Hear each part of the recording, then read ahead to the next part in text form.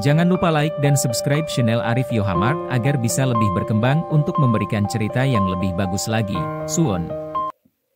Assalamualaikum warahmatullahi wabarakatuh. Bertemu kembali bersama Arif Yohamart.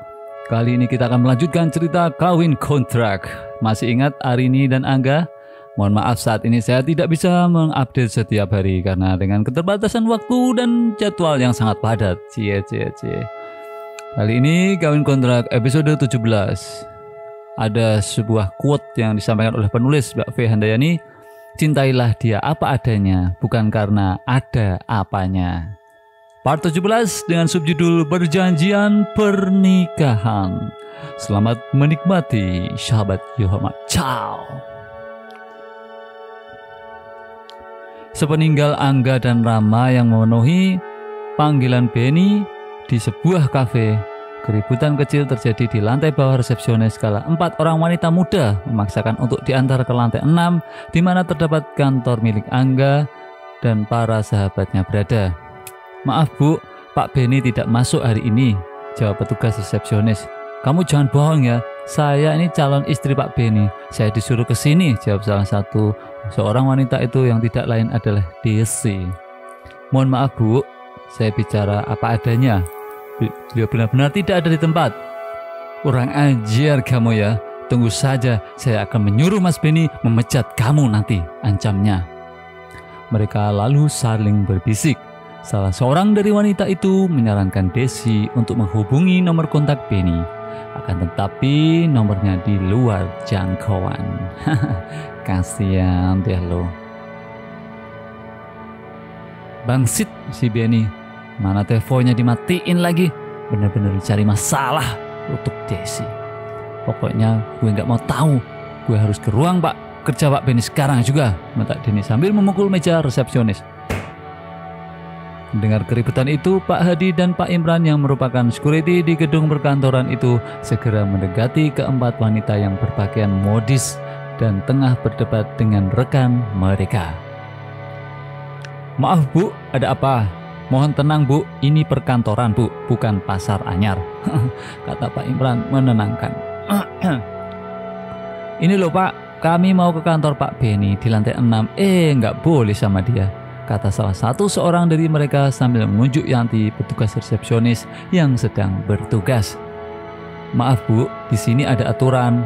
Kalau mau ke lantai atas harus dikonfirmasi dulu sama yang akan ditemui, jawab Pak Hadi dengan santuy. Peraturan sialan, gue diminta datang ke sini sama Benny, jawab Desi meradang. Pak Hadi lalu mendekati meja resepsionis. Lalu dia mencoba menghubungi lantai 6. Gagang telepon itu belum diletakkan kembali. Dia hanya menutup dengan tangannya.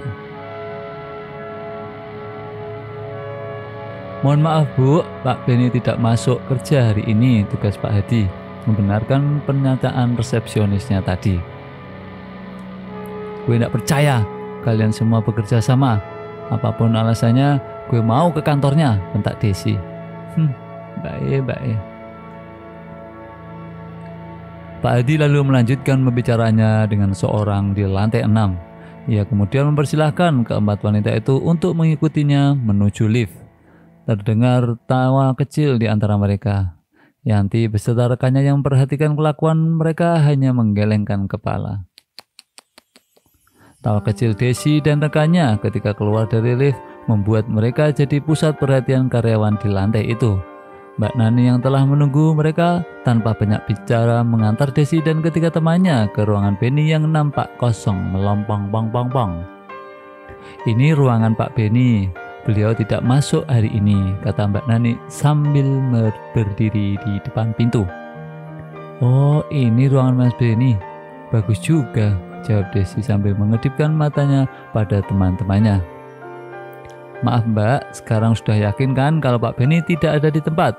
Maaf, saya harus menutup kembali pintunya, jawab Mbak Nani dengan lembut.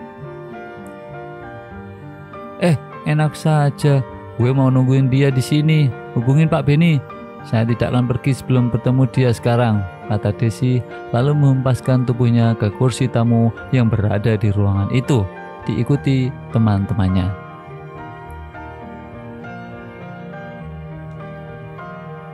Mbak Nani menahan tangan Pak Hadi yang nampaknya akan memaksa Desi dan teman-temannya keluar dari ruangan itu.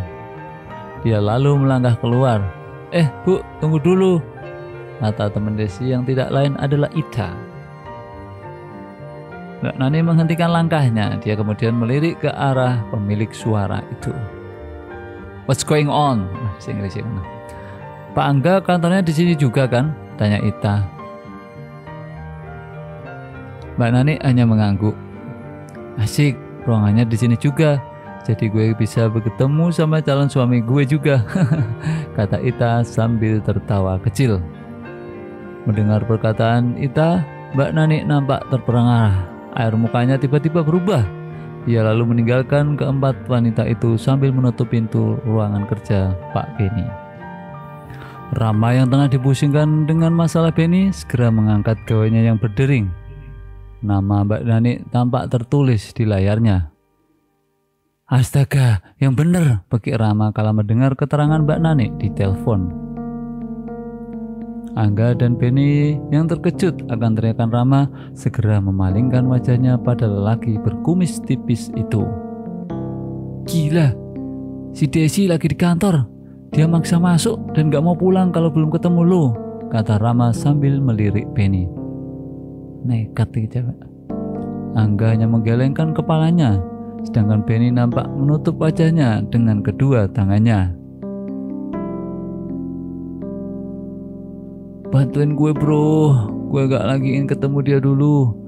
Gue baru nenggak lagi, takutnya ntar malah membuat kacau. Tolongin ya, kata Beni membelas. Angga lalu mengangguk dan mengajak Rama untuk segera menuju kantor. Lu istirahat saja dulu, lu ke rumah gue di Bogor, nanti gue minta Parmin nganterin lo. Masalah Desi biar kami yang ngatasin, kata Angga sambil menepuk bahu sahabatnya itu. Rama memacu kendaraannya dengan cepat. Pak Imran yang menyambut kedatangan mereka dan menerima kunci kendaraan Rama segera menjelaskan secara singkat. Angga lalu meminta 3 orang security untuk mengikuti mereka ke lantai 6 di mana ruangan mereka berada. Setibanya di lantai 6, Angga nampak mencari Arini.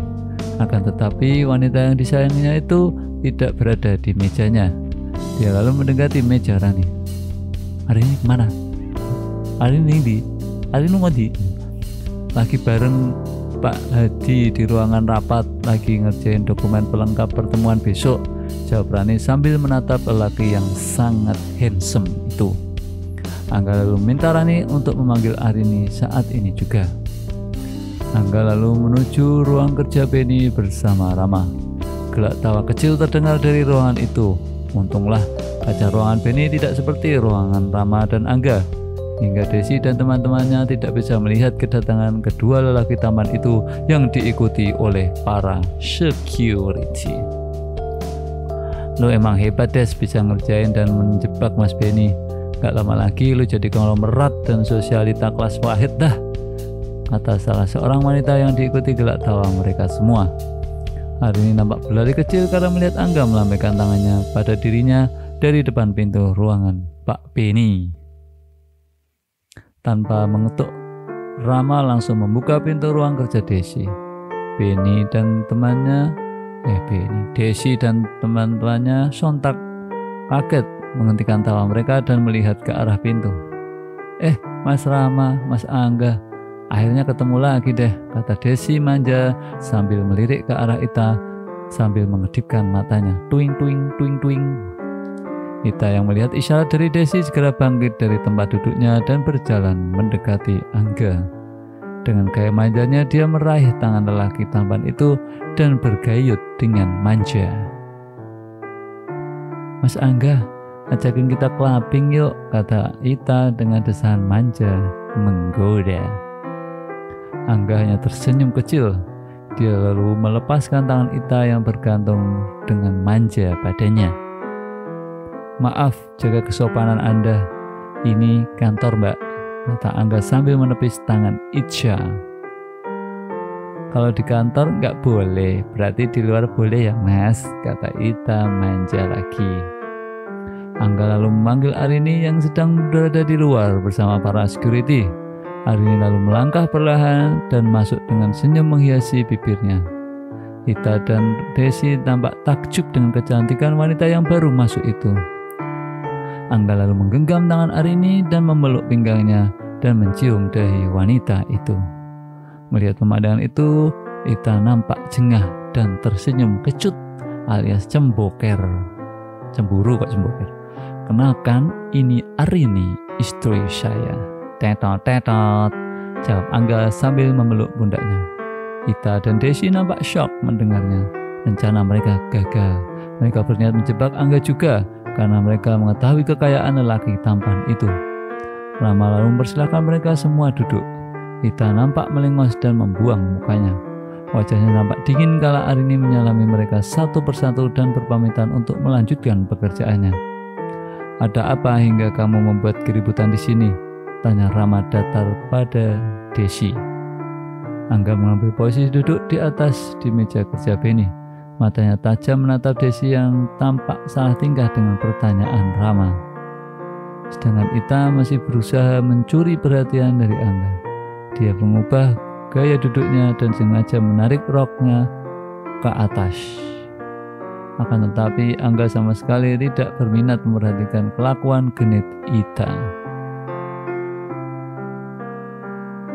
Beni mengajukan cuti selama seminggu terhitung kemarin. Kamu tidak memiliki kepentingan dengan kantor ini. Ada baiknya masalah apapun antara kalian selesaikan di luar lingkungan kantor, kata Angga tegas.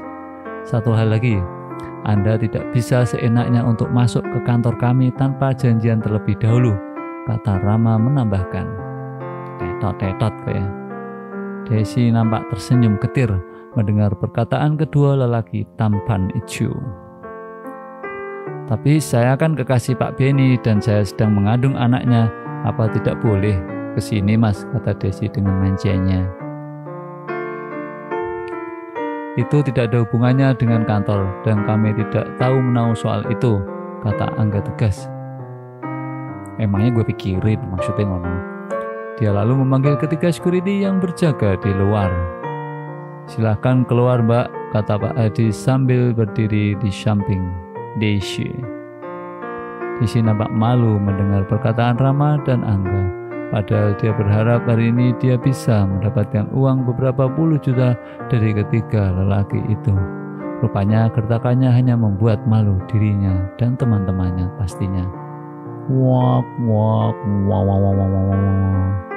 Desi dan ketiga temannya melangkah keluar dengan gaya genit yang sengaja dibuat-buat. Sedangkan Ita terlihat mencari sosok Arini yang tadi dikenalkan sebagai istri Angga. Kepergian Desi dan teman-temannya membuat Rama bernafas lega. Wajahnya yang nampak merah menahan amarah karena keempat wanita itu tadi terlihat jelas. Sialan si Beni, akhirnya ketemu sama serigala. Mainnya sama yang gak bener sih putusnya. Makanya gue gak mau ngebuat wanita-wanita yang ngelayanin gue bunting. Gue gak yakin mereka punya niat tulus. Jangan-jangan ada modus semuanya. Walau sudah harus menjadi istri, sambungnya lagi dengan nada gerang. Angga nampak kaget dengan perkataan Rama barusan.